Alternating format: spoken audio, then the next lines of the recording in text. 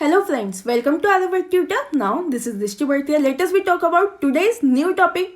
So हम start करने वाले हैं NCERT क्लास 7 पार्ट 6 में. अवर पार्ट सेकंड में towns traders and craft person से रिलेटेड लाइन टू लाइन हम हिंदी एक्सप्लेनेशन में सारे आंसर्स जो है वो भी डिस्कस करेंगे और टेक्स्ट बुक्स क्वेश्चन भी हम बाद में डिस्कस करेंगे. So we started today's very important towns traders and craft person.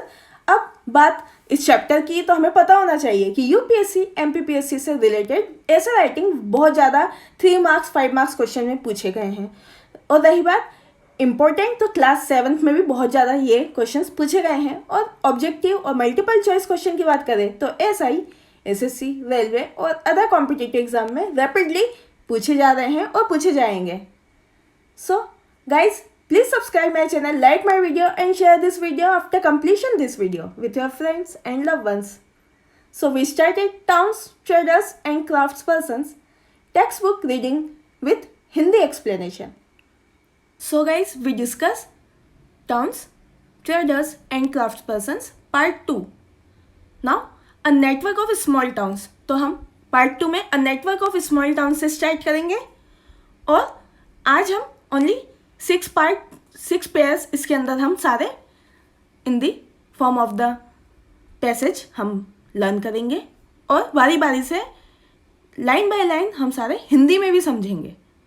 From the 18th century onwards the subcontinent was dotted with several small towns. अगर हम 18th century की बात करें तो सब कॉन्टिनेंट को एज ए डॉटेड फॉर्म एक small town में अलग अलग बांटे गए. This probably must from large villages. फिर इसे इमर्ज करा गया एक बड़े विलेज के साथ. Then they usually had a mandapika or mandi of later times to which nearby villagers brought their produces to sell. They also had market streets called hat or heart of later times lined with shops. जैसा कि हमें पता गया कि मंडापिका आगे चल के एक मंडी के नाम से और वहाँ के विलेजर्स जो हैं वो एक बहुत अच्छे से टाइम पे और एक बहुत अच्छे सेलर के रूप में दिखे और उन्होंने विलेज के लेवल पे बहुत ज़्यादा उन्नति भी की. उसी के साथ साथ वहाँ पर उस विलेज से एक मार्केट स्ट्रीट हम बोल सकते हैं गली जिसमें सिर्फ मार्केट लगता था जिसे हम हाट के नाम से जानते हैं. और आज के टाइम पे हम हाट भी बहुत अच्छे से जानते हैं जो आगे चल के किस चीज़ में कन्वर्ट हो गई. सारे हाट शॉप में भी कन्वर्ट हो चुके हैं. Now besides, there were streets for different kinds of artisans such as potters, oil pressers, sugar makers, toddy makers, smith, stone masons, etc. जैसा कि हमें पता है अलग अलग स्ट्रीट में अलग अलग मंडियों में कैसा होने अलग अलग गुड्स एंड सर्विसेज के लेकर ट्रेडर्स को लेकर अलग अलग जो है उन्होंने अपने आप को एक शॉप में और एक different kind of the artisan के फॉर्म में जैसे कि मिट्टी के बर्तन बनाना, शुगर मेकर्स शक्कर बनाना, टोडी मेकर्स ताड़ी बनाना और स्मिथ मीन्स मिनरल्स को जलाना और फिर उससे नए नए वेपन्स बनाना, यूटेंसिल्स बनाना, स्टोन मशीन्स बनाना. स्टोन के भी हमें पता है कि आर्ट्स जो है अलग अलग मिलते हैं. Now while some traders lived in the town, others travelled from town to town. कुछ ट्रेडर्स वहीं पर रहकर काम करने लगे और कुछ अपनी जगह से माइग्रेट होकर दूसरी जगह जाकर जहाँ पर ऑलरेडी बहुत अच्छा डेवलपमेंट हो चुका था वहाँ जाकर डेवलप होने लगे. Now many came from far and near to these towns to buy local articles and sell products of distant places like horse, salt, camphor, saffron, betel, nuts and species like pepper. जैसा कि हमें पता है बहुत से जो ऐसे villagers थे जो अलग जगह दूसरी जगह जाकर या दूर रहकर या कुछ उसी विलेज के पास रहकर अपने अपने टाउन डेवलप करने लगे. उन्होंने कुछ लोकल एरियाज ऐसे वहाँ पर ख़रीद लिए जहाँ पर उस प्रोडक्ट को बहुत अच्छे से सेल आउट कर सकते हैं. जैसे कि हॉर्स सॉल्ट हो गए, कैम्फर कपूर हो गया, सैफरन हो गया, चंदन, बिटल नट्स हो गए और अलग अलग तरीके के मसाले हो गए जैसे कि ब्लैक पेपर काला नमक और काली मिर्च.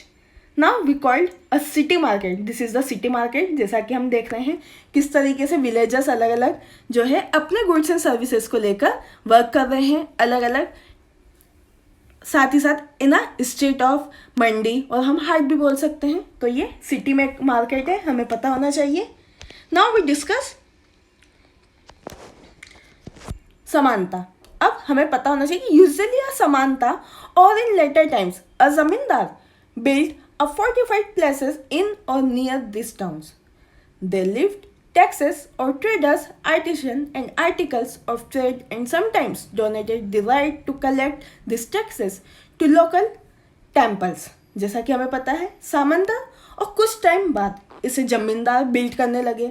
जमींदार एक बहुत बड़े प्लेस को लेकर वह वर्क करते थे। कुछ उनके पास में उनके पास के टाउन्स या विलेजेस को लेते थे वो, या दूर के टाउन्स या विलेजेस पे वर्क करते थे।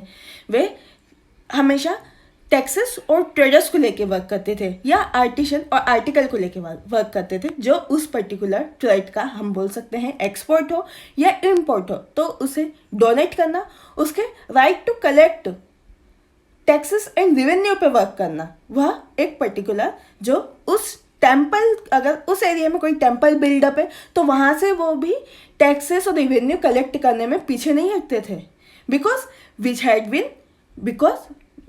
been built by themselves or by rich merchants. These rights were recorded in inscription that have survived to these days. Means वहाँ पर वही जो पैसा उन्हें एक अमीर मर्चेंट के द्वारा मिलता था मंदिरों के द्वारा टैक्सेस एंड रेवेन्यू कलेक्शन में, तो वह उस मंदिर को बनाने में, और ये रिकॉर्ड रखते थे कि उस मंदिर के जो इंस्क्रिप्शंस है या उन्हें अच्छे से जो है उसमें डेवलप करना चाहिए, वो सारी चीज़ें उन टैक्सेस और रेवेन्यू से करने की कोशिश करते थे। Now we discuss taxes on markets. अब हम टैक्सेस ऑन मार्केट्स की बात करेंगे। वेरी इंपॉर्टेंट, ये बॉक्स बहुत इंपॉर्टेंट है, हमें याद होना चाहिए, इंपॉर्टेंट है, साथ ही साथ इसमें क्वेश्चंस भी वो भी हम डिस्कस करेंगे। The following is a summary from a 10th century inscription from Rajasthan which lists the dues that were to be collected by temple authorities. जैसा कि हमें पता है राजस्थान स्टेट ऑफ जयपुर बहुत इम्पॉर्टेंट है, बिकॉज सबसे ज़्यादा राजघराना टेम्पल्स अथॉरिटी वहाँ पर हमें देखने को मिली है। 10th सेंचुरी के अंतर्गत इंस्क्रिप्शन जो है सबसे ज़्यादा वहाँ के टेम्पल से इंस्क्रिप्शन जो है लोगों ने बहुत ज़्यादा प्रभावित हैं उस इंस्क्रिप्शन से। वहाँ पर जो है हमें हिस्टोरिकल प्लेसेस के नाम से हिस्टोरिकल इंस्क्रिप्शन बहुत अच्छे से हम रीड कर सकते हैं, आज भी सारे जिंदा हैं।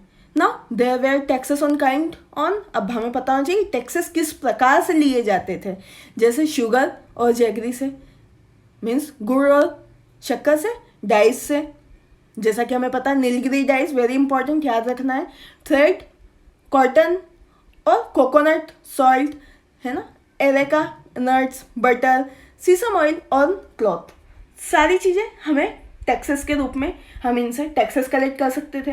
Besides there were taxes on traders on those who sold metal golds, on distillers, on oil, on cattle fodders and on lords of grain. और टैक्सेस, या हम बोल सकते हैं कि टैक्सेस जो ट्रेडर्स से इम्पोर्ट और एक्सपोर्ट के बिहा पर हम गोल्ड को किस तरीके से गुड्स एंड सर्विसेज कैसे बेचते थे, वो लोग ऑयल्स कैसे बेचते थे, खरीदते थे, और लॉर्ड ऑफ ग्रेन मीन्स उसके अकॉर्डिंग टैक्सेस जो रहता था डिफाइंड रहता था। Some of this taxes were collected in kind while other were collected in cash. कुछ टैक्सेस जो रहते थे वो रिसोर्सेज चेंज करके, लाइक हमसे घोड़ा ले लो, आप हमें शुगर दे दो, आपके पास शुगर ज़्यादा है तो, या आपके पास गोल्ड ज़्यादा है तो आप हमें गोल्ड दे दो, हमसे ब्रॉन्ज ले लो, इस तरीके से एक्सचेंज गुड होता था। या कुछ टैक्सेस जो होते थे वो कैश कलेक्ट करके भी वो लोग फुलफिल करते थे। Now we find out more about present day taxes on markets, who collects this, how were collected and what are they used for. So this is very most important कि हमें पता होना चाहिए कि कितने तरीके के टैक्सेस प्रेजेंट डे में चल रहे हैं मार्केट के अंदर। लाइक हम शेयर्स मार्केट ले लें, इसमें भी बहुत सारे टैक्सेस जो हैं वो चलते थे। अकॉर्डिंग टू दी हम नॉन कॉर्पोरेट और कॉर्पोरेट लोन के भी यहाँ पर देखेंगे तो अलग अलग लोन सिस्टम के अंदर भी अलग अलग like personal loan, house loan, car loan, सबके इंटरेस्ट रेट जो रहते हैं, इंटरेस्ट और उनके कलेक्शंस रेवेन्यूज जो रहते हैं वो डिफरेंट रहते हैं, वेरी रहते हैं depending on the capability of the person जो इंटरेस्ट पे कर रहा है। पेयर जो है, पेयर जिस तरीके से इंटरेस्ट पे कर रहा है उसके भी यहाँ पर उसके टैक्सेस भी बढ़ जाएंगे। मीन्स मान लीजिए कोई मिडिल क्लास का पर्सन है और वो हाउस लोन लेता है।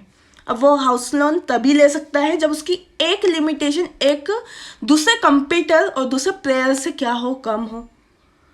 वो उतना ही टैक्स पे कर पाएगा जितनी उसकी क्या हो, कैपेबिलिटी हो। उसकी कैपेसिटी के अकॉर्डिंग वो लोन लेगा, उसकी कैपेसिटी के अकॉर्डिंग वो बैंक को क्या करेगा, टैक्स पे करेगा। सेम एज हम पहले जो रहता था वो गुड्स एक्सचेंज और कैश एक्सचेंज के भी यहाँ पर करते थे। So this is the present day example. Now we discuss the traders big and small. अब ट्रेडर्स भी अलग अलग तरीके होते हैं, जैसा कि हमें पता है कुछ बड़े ट्रेडर्स होते हैं, कुछ स्मॉल ट्रेडर्स होते हैं। बड़े ट्रेडर्स की हम एक जीता जागता एग्जाम्पल बोल सकते हैं धीरू भाई अंबानी, लाइक रिलायंस, जियो मार्ट भी खुल गया है। तो ये सारी क्या चीज़ें हैं, एक ये बिग ट्रेडर्स में आ जाए। स्मॉल ट्रेडर्स में लाइक स्ट्रीट मॉल, हमें इजीली हमें मॉल दिख रहे हैं, हमें एक पर्टिकुलर स्ट्रीट के अंदर शॉप दिख रही है, मिनी मार्केट दिख रहा है, शॉपिंग मॉल दिख रहे हैं, सारे स्मॉल ट्रेडर्स में आ जाएंगे। Now this way many kinds of the traders, this include the Banjaras. अगर हम ट्रेडर्स की बात करें तो सबसे important kind of the traders जिस प्रकार का ट्रेडिंग होती थी उस टाइम पे, वहाँ पर बंजारास के व्यापारी होती थी। बंजारास ही जो रहते थे वहाँ पर सर्कुलेट करते थे ट्रेडर्स को और प्रमोट भी बंजारास करते थे in the form of the big traders or in the form of the either be small traders. So we discuss several traders, specially horse traders formed association with headmen who negotiated on their behalf with warriors who bought horses. Means जितने भी बंजारास रहते थे वो एक बड़े traders और small traders पे work तो करते थे, लेकिन बहुत सारे अलग अलग ट्रेडर्स अलग अलग इम्पोर्ट एक्सपोर्ट गुड सर्विसेज को लेकर वर्क करते थे। लाइक हॉर्स ट्रेडर्स अलग होते थे बंजारास, उसके लिए भी वी हैड डिस्कस द नॉमैड्स। हम नॉमैड्स डिस्कस कर चुके हैं पहले भी, लेकिन एक बार फिर से हम यहाँ पर डिस्कस करेंगे कि नॉमैड्स हमने जैसे कि देखा था कि गुड्स एंड सर्विसेज एक्सचेंज पे वर्क करते थे। जिस तरीके से वो लोग grains, spices, horse exchange, God, buffaloes, वो इन चीज़ों पे वर्क बहुत अच्छे से करते थे नॉमैड्स। अगर हम बात यहाँ पर बंजारास की करें तो ये एसोसिएट तो हैं हॉर्स ट्रेडर से, लेकिन ये हेडमैन भी हैं बिकॉज ये नेगोशिएट करते थे। उन्हें क्या करते थे, वॉरियर्स हु फॉट हॉर्सेस, जो वॉरियर्स रहते थे उन्हें क्या करते थे, ये हॉर्सेस जो हैं क्या करते थे, इसका ट्रेडिंग बहुत अच्छे से करते थे राजा महाराजाओं से। Now we discuss since traders had to pass through many kingdoms and forest, they usually traveled in caravans were formed guilds to protect their interest. There were several such guilds in South India from the 18th century. अगर हम बात करें trading की उस time की, तो trading जो रहती थी वो क्या करते थे, मान लीजिए हॉर्स ट्रेडर्स हैं, हॉर्स ट्रेडर्स क्या कर रहे हैं, एक किंगडम को बहुत दूसरे किंगडम्स में क्या कर रहे हैं, पास करवा रहे हैं। एक कोई बड़ा किंगडम है, कोई बहुत बड़ा राजा है, वो दूसरे राजाओं को भी क्या कर रहा है, रेफरेंस दे रहा है। और अगर हम फॉरेस्ट लेवल की बात करें तो यह क्या करते थे, अपने घोड़े लेकर जाते थे, एक फॉरेस्ट से दूसरे फॉरेस्ट से तीसरे फॉरेस्ट, ऐसे ट्रेवल करते रहते थे। तो इनका टाइम भी निकलते जाता था और हॉर्स बिक जाते थे। तो दोनों काम ये एक साथ करते थे और ये क्या करते थे, ये इंटरेस्ट को प्रोटेक्ट करते थे। ये भी हमें पता होना चाहिए। ये पहली बार साउथ इंडिया से और आगे वर्क करना इन्होंने स्टार्ट किया था, I think 18th century onwards. Now, the most famous being the Manigraman and Nana Desi. Very famous, हमें पता होना चाहिए Manigraman और नाना देसी, इनके बारे में देखते हैं। These guilds traded extensively both within the peninsula and with Southeast Asia and China. मनिग्रामन और नाना देसी जी के द्वारा ट्रेडिंग जो है बहुत ज़्यादा एक आउटवर्स्ट हम बोल सकते हैं कि एक इलेबोरेट लेवल पे बहुत अच्छे से पेनिसुला से लेकर south east Asia up to the China इन्होंने बहुत अच्छे से जो है ट्रेडिंग की। Now we discuss there were also communities like the Chitras and Marwari Oswal who went on to become the principal trading groups of the country. जैसा कि हमें पता है कुछ कम्युनिटी जैसे कि चेतरास और मारवाड़ी ओसवाल, यह क्या उस टाइम पे अलग अलग जगह जाते थे और ये अपने प्रिंसिपल को या अपने सिद्धांत को दूसरी कंट्रियों में भी पहुंचाते थे। अब एक छोटा सा एग्जांपल देते हैं, लाइक ओसवाल की स्वेटर्स बहुत अच्छी आती है, तो आप ऐसे याद रख सकते हैं कि मारवाड़ी, ओसवाल और Chetras. Correct. Now we discuss Gujaratis traders including the communities of Hindu, Banyan and Muslim Bohras traded extensively with the ports of the Red Sea, Persian Gulf, East Africa, Southeast Asia and China. अब बात करें हम Gujarati traders की, तो Gujarati traders एक बहुत बड़ी community है। ये हिंदू बनिया के नाम से बहुत ज़्यादा जानी जाती है। कुछ हिंदू बनिया और कुछ मुस्लिम बोहरास, इन्होंने भी बहुत अच्छे से ट्रेडिंग की, नो डाउट। लेकिन ये क्या करने लगे, इन्होंने रेड सी, हम बोल सकते हैं पोर्ट्स ऑफ द रेड सी पे जाके बहुत अच्छे से काम किया, पर्शियन गल्फ पे जाकर बहुत अच्छे से काम किया, ईस्ट अफ्रीकन साइड और south east Asia up to the China, इन्होंने भी बहुत अच्छे एक इलेबरेट लेवल पे क्या किया, ट्रेडिंग करने की कोशिश की। ये बहुत सारे जो है हम बोल सकते हैं कि this sold textiles and spices in these ports and in exchange brought golds and every around Africa and spices, tin, Chinese blue pottery and silver from Southeast Asia up to the China। और जैसा कि हमें पता है कि यह क्या करते थे, एक बहुत बड़े लेवल पे टेक्सटाइल को क्या करते थे, सोल्ड करते थे, बेचने की कोशिश करते थे। और यहाँ पे मसालों के डिफरेंट ऑफ दी मसाले जितने भी देते थे ये अपने पोर्ट पे, लाइक हमने बोला कि रेड सी पोर्ट हो गया, पर्शियन गल्फ पोर्ट हो गया, ईस्ट अफ्रीका पोर्ट हो गया, तो यहाँ पर जाके ये एक्सचेंज करते थे। अगर एक्सचेंज कर लेते तो ठीक थे, नहीं तो ये क्या करते थे, गोल्ड ब्रॉट करते थे, एवरी जो रहता था वो वॉट करते थे। इन्होंने ये अफ्रीका से स्टार्ट किया और स्पाइसेस और टिन और चाइनीज़ ब्लू पोर्ट्री और सिल्वर, ये इन्होंने साउथ ईस्ट एशिया से लेकर चाइना तक जो है ट्रेडिंग करी और ब्रॉड करने की कोशिश की। इंपॉर्टेंट है, याद रखना है, very important paragraph. Now we discuss next para. The towns on the west coast were home to Arab, Persian, Chinese, Jewish and Syrian Christian traders. अगर हम टाउन्स की बात करें, वेस्ट कोस्ट टाउन की बात करें, तो वहाँ पे होम ऑफ द अरब हो गया, होम से अरब तक, पर्शियन तक, चाइनीज़ तक, ज्यूइश तक, साइरियन क्रिश्चियन ट्रेडिंग्स तक, यहाँ तक हम वर्क करा। कहाँ से, वेस्ट कोस्ट से। Now India's spices and cloth sold in the Red Sea port were purchased by Italian traders and eventually reached European markets। और अगर बात करें हम इंडियाज स्पीशीज़ की, तो इंडियन स्पीशीज़ और क्लॉथ बहुत अच्छे लेवल पे अलग अलग जगह सेल आउट होते रहे, जैसे कि रेड सी पोर्ट पे हमने देखा अभी। और परचेस्ड बाय, ये कहाँ पर, इटालियन ट्रेडर्स क्या करते थे, परचेस करते थे इंडियन स्पीशीज़ को। और ये स्पाइसेस जो रहते थे यह इटालियन ट्रेडर्स तक तो बहुत ज़्यादा प्रचलित थी, इवेंचुअली रिच्ड यूरोपियन मार्केट तक में हमारे इंडियन स्पाइसेस जो हैं, इंडियन मसाले जो हैं, यूरोपियन मार्केट तक जाके क्या हो गए, बहुत फेमस हुए। Now fetching very high profits, spices grown in tropical climates like पीपर, cinnamon, nutmeg, dried ginger etcetera. और ये जो स्पाइसेस, जो हमारे इंडियन स्पाइसेस जो थे, ये आगे जाके इतने ज़्यादा प्रॉफिट में रहे कि इन्हें क्या करने लगे लोग, इन्हें बहुत ज़्यादा जानने लगे, इनकी डिमांड बहुत ज़्यादा बढ़ने लगी, बिकॉज ये ट्रॉपिकल क्लाइमेट में क्या करते थे, ग्रो होते थे। अब ये ग्रो होते थे, जैसे कि कुछ इम्पोर्टेंट मसाले हमें पता होना चाहिए, पीपर हो गया, cinnamon हो गया, दालचीनी, ब्लैक पेपर, काली मिर्च हो गई, नटमैग हो गए, और ड्राई जिंजर हो गया, हम जिसे सोल्ट कहते हैं। तो ये सारी चीज़ें बहुत ज़्यादा प्रचलित होने लगी।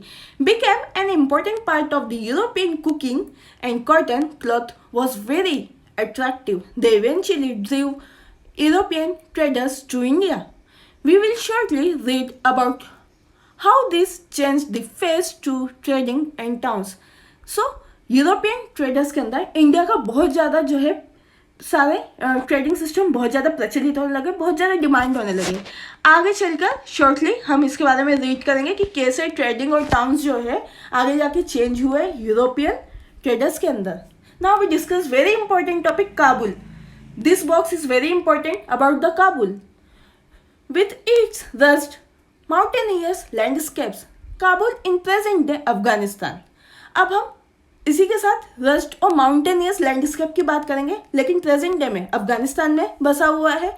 Now became politically and commercially important from the 16th century onwards.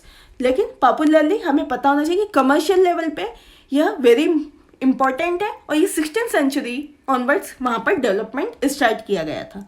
Kabul and Kandahar were linked to the celebrated silk route. Kabul और कंधार यह दोनों मिलकर एक सिल्क रूट को इन्होंने बहुत अच्छे से सेलिब्रेट किया और आगे चल के इन्होंने उस पर वर्क भी किया। Besides trade in the horse was primarily carried on through this route. In the 17th century, Jean-Baptiste Revenier, a diamond merchant, estimated that the horse that trade at Kabul announced rupees 30,000 annually, which was a huge sum in those days. Camels carried dried fruits, dates, carpets, silk, and even fresh fruits from Kabul to the subcontinent and elsewhere.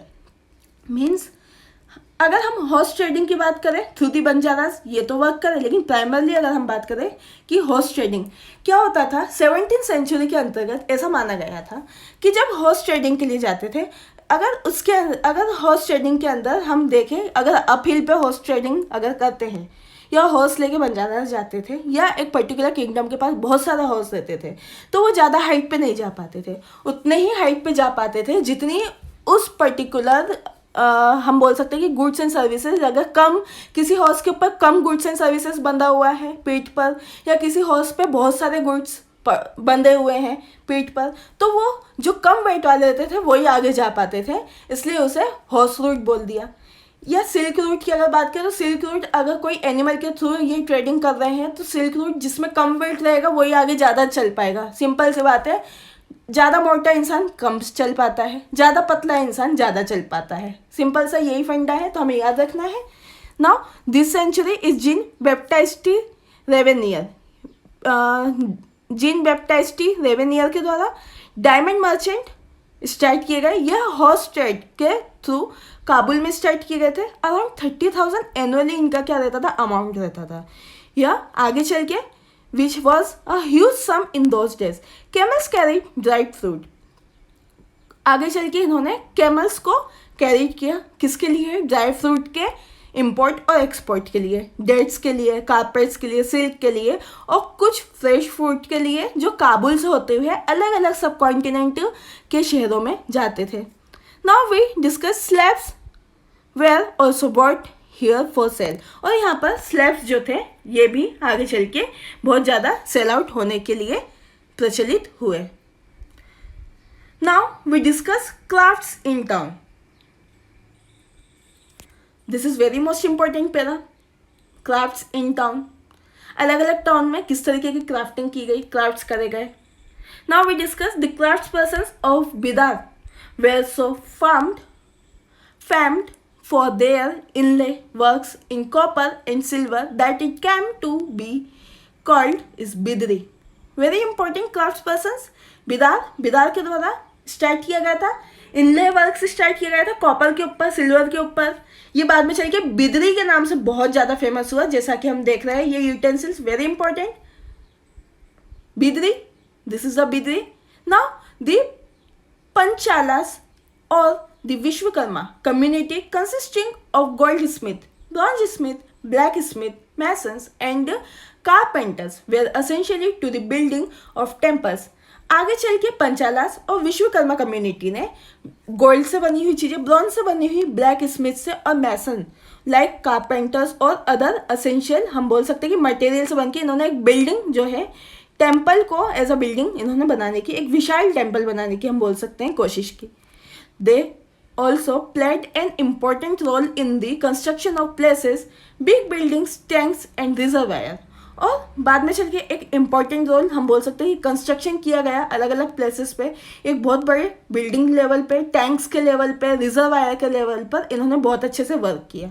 Similarly अगर हम weavers की बात करें तो such as a Saliyar और के कॉलर्स emerged as prosperous communities, making donation to temple. Some aspects of cloth making like curtains, cleaning, spinning, dyeing became specialized and independent craft.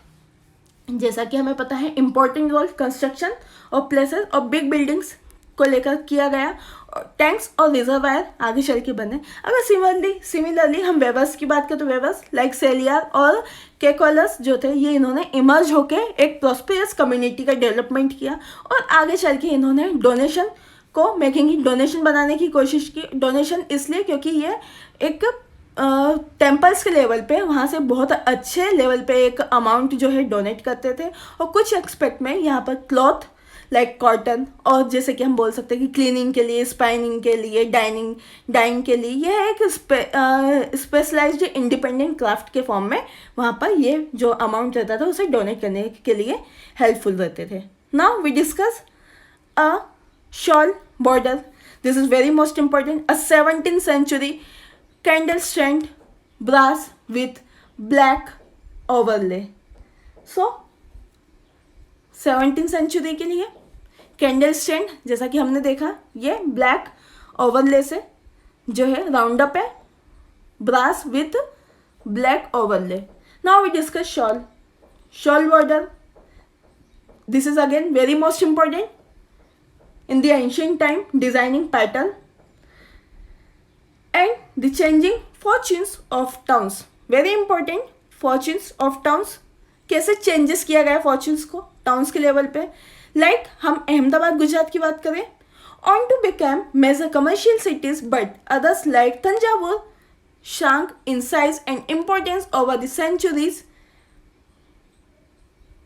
Murshidabad, West Bengal, on the banks of the Bhagirath, which rose to prominence as a center for silks and became the capital of Bengal in 1704, declined in the course of the century as the weavers faced competition from cheap mill-made cloth from England.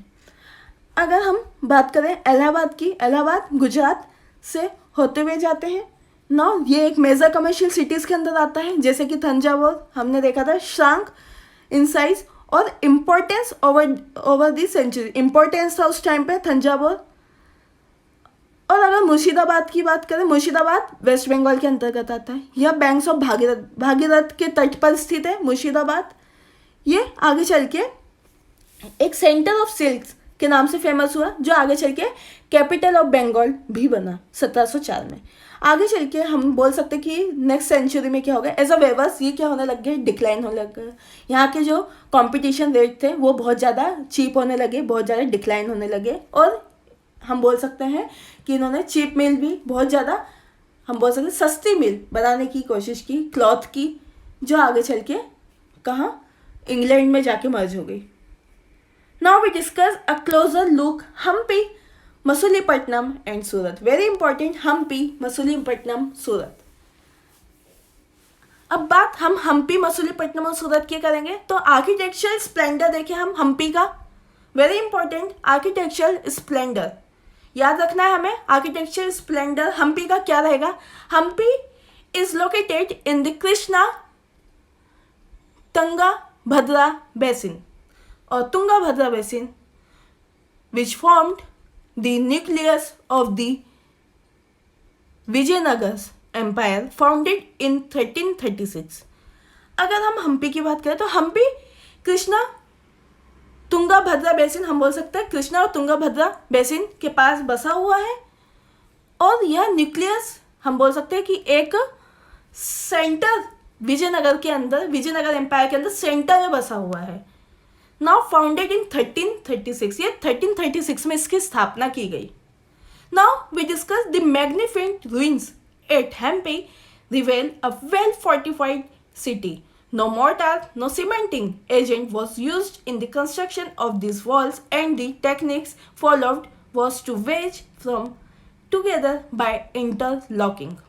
अगर हम magnified ruins की बात करें तो magnified ruins Hampi reveals के लिए एक बहुत ज़्यादा इंपॉर्टेंट फोर्टिफाइड सिटी के फॉर्म में कन्वर्ट हुआ. यहाँ पर ना किसी भी मोर्टार का, हम बोल सकते हैं कि मोर्टार ऑयल जो रहता था वो भी यूज़ नहीं किया गया, सीमेंटिंग एजेंट भी यूज़ नहीं करे like concrete, cement, sand. Stones and all, यहाँ पर कंस्ट्रक्शन में ये सारी चीज़ें यूज़ नहीं की गई। इसकी वॉल्स एक बहुत अच्छी टेक्निकल लेवल पे टेक्निक्स को ध्यान में रखते हुए एक इंटरलॉकिंग सिस्टम के थ्रू बनाई गई, लाइक दैट। जैसा कि हम देख रहे हैं कि a view of the watch towers through a broken wall of the enclosure of the Hampi. किस तरीके से ब्रोकन वॉल और टूटी हुई इमारतों ने किस तरीके से हम्पी को चारों तरफ से घेर रखा है। यहाँ पर कोई सीमेंटिंग, कोई मोर्टार ऑयल, कोई भी किसी भी तरीके के अदर एजेंट की, कंस्ट्रक्टिंग एजेंट की हेल्प से नहीं बनाया गया, यह सिंपल बनाया गया है थ्रू दी इंटरलॉकिंग सिस्टम। हम बोल सकते हैं कि ब्रिक्स इंटरलॉकिंग सिस्टम यहाँ पर यूज की गई है। Now we discuss a fortified city,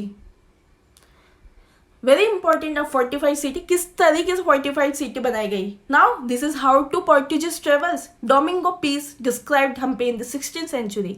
किस तरीके से पुर्तगाल ट्रेवल्स आए यहाँ पर, उन्होंने डोमिंगो, उनमें भी डोमिंगो पीस जो थे, उन्होंने किस तरीके से हम्पी को 17th सेंचुरी में डिस्क्राइब किया है।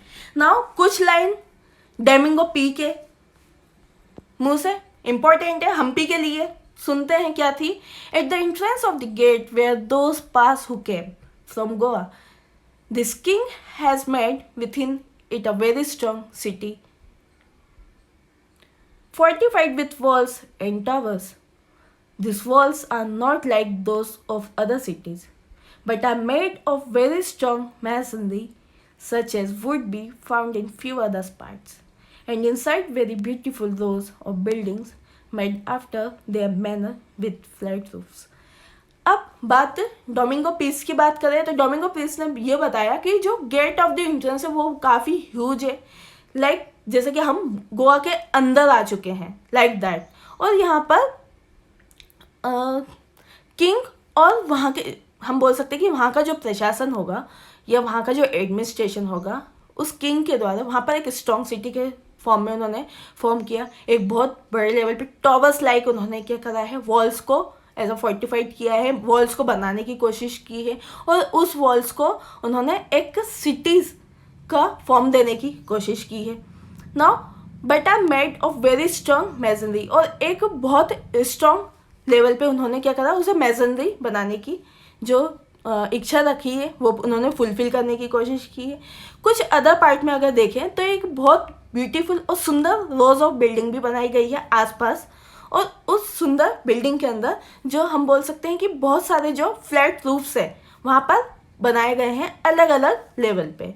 Now why do you think this city was fortified, क्या आप बोल सकते हैं कि सिटी जो है वो फोर्टिफाइड है, क्यों है, ये भी आप बताएंगे। Now this is the during their rule the Vijayanagara rulers took keen interest in building tanks and canals. The Anathraj Sagar tank was built with a 1.37 kilometer long earthen dam across the Maldivi River.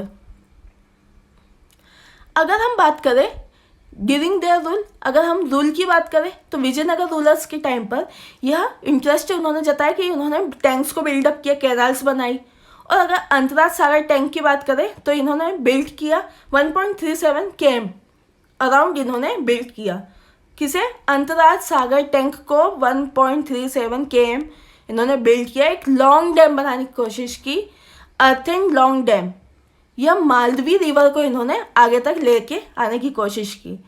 अब बात करें कृष्णदेवा राया की, तो कृष्णदेवा राया के द्वारा भी build a huge stone embankment between two hills to create a massive lake near Vijayanagar from which water was carried through aqueducts and channels to irrigate fields and gardens.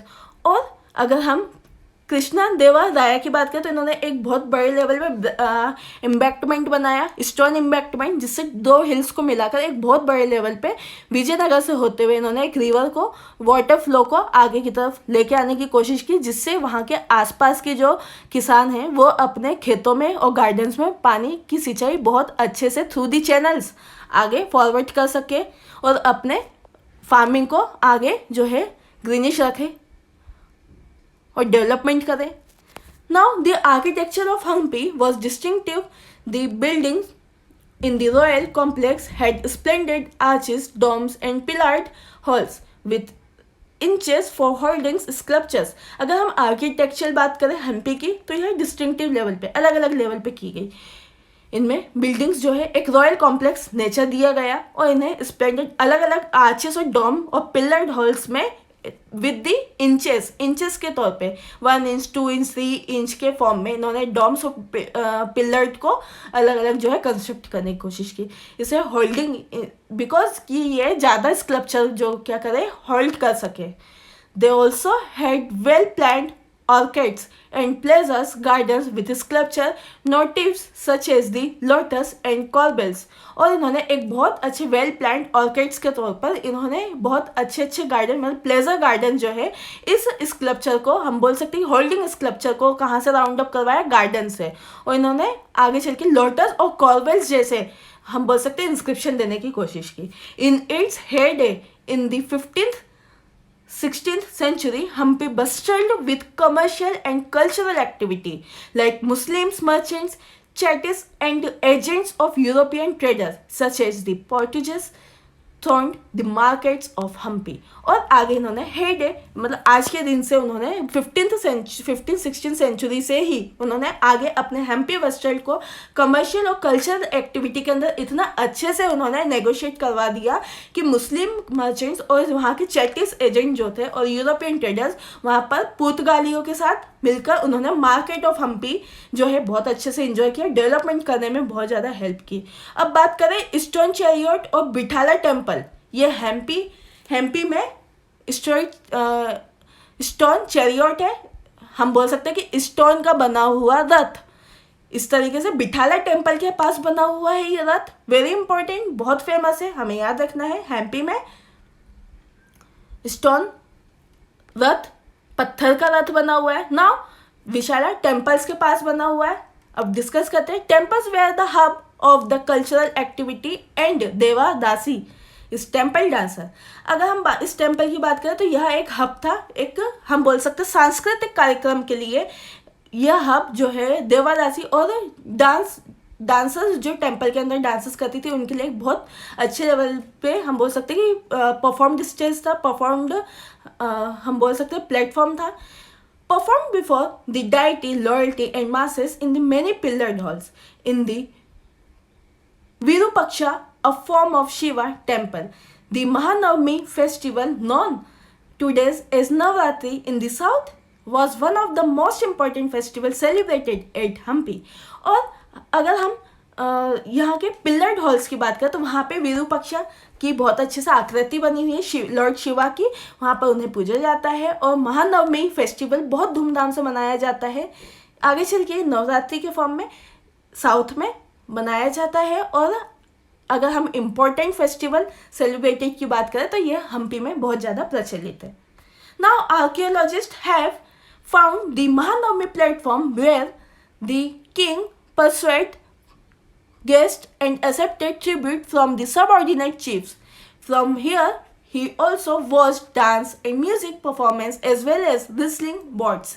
और अगर हम महानवमी प्लेटफॉर्म की बात करें तो यहाँ पे बहुत ज़्यादा अच्छे से सेलिब्रेट किया जाता है. यहाँ पे बहुत दूर दूर से राजा महाराजा आते हैं एज अ गेस्ट, यहाँ पर आकर अपने प्रेजेंस देते हैं और यहाँ पे अलग अलग ट्रिब्यूट को एक्सेप्ट करके यहाँ पे हम बोल सकते हैं कि as a chief of the guest यहाँ पर इन्हें रखा जाता है. और यह वहाँ के डांस बहुत फेमस डांस है, वहाँ का डांस म्यूजिक परफॉर्मेंस को एंजॉय करते हैं.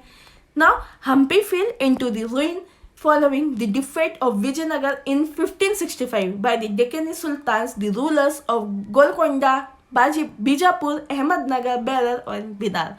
और हम्पी फील करते हैं दूसरे जो अलग कंट्री से आने वाले जो रहते हैं और वो डिफीट करते हैं विजयनगर के अंदर 1565 में अराउंड. इन्होंने डेक्कनी सुल्तान जो रूल कर रहे थे उन्हें डिफीट करी है. 1565 में डिफीट करा, हराया है विजयनगर ने. हमें पता होना चाहिए कौन कौन से शासन को हराया. गोलकोंडा शासन को, बीजापुर को, अहमदनगर को, बेरार को और बिदार को. इम्पोर्टेंट है, पाँचों हमें याद रखना है. Golconda, Bijapur, Ahmednagar, bearer and Bidar. So guys, I hope guys आज की वीडियो में जितने भी इंपॉर्टेंट इन्फॉर्मेशन थी मैं सारी आपको line by line Hindi language में समझा चुकी हूँ. आई होप आपको वीडियो आज का बहुत पसंद आया होगा और आपको मेरा वीडियो कैसा लगा है आप कमेंट सेक्शन में भी बता सकते हैं। फर्स्ट ऑफ ऑल लाइक तो बनता है, शेयर भी बनता है और सब्सक्राइब भी। So guys please press the bell icon जिससे आप इम्पोर्टेंट अपडेट्स भी इजीली पा सकें। और आपको वीडियो कैसा लगा आप कमेंट सेक्शन में बता दीजिए। और अपकमिंग एग्जाम से पॉइंट ऑफ व्यू से रिलेटेड अगर आप तैयारी कर रहे हैं या आप स्कूल लाइफ में भी बहुत सारे क्वेश्चंस जो हैं नहीं बन पाते हैं और आप उससे रिलेटेड भी आइडियाज़ और शॉर्ट ट्रिक चाहते हैं तो आप व्हाट्सएप ग्रुप नंबर भी ज्वाइन कर सकते हैं। My WhatsApp group number is 9424570979।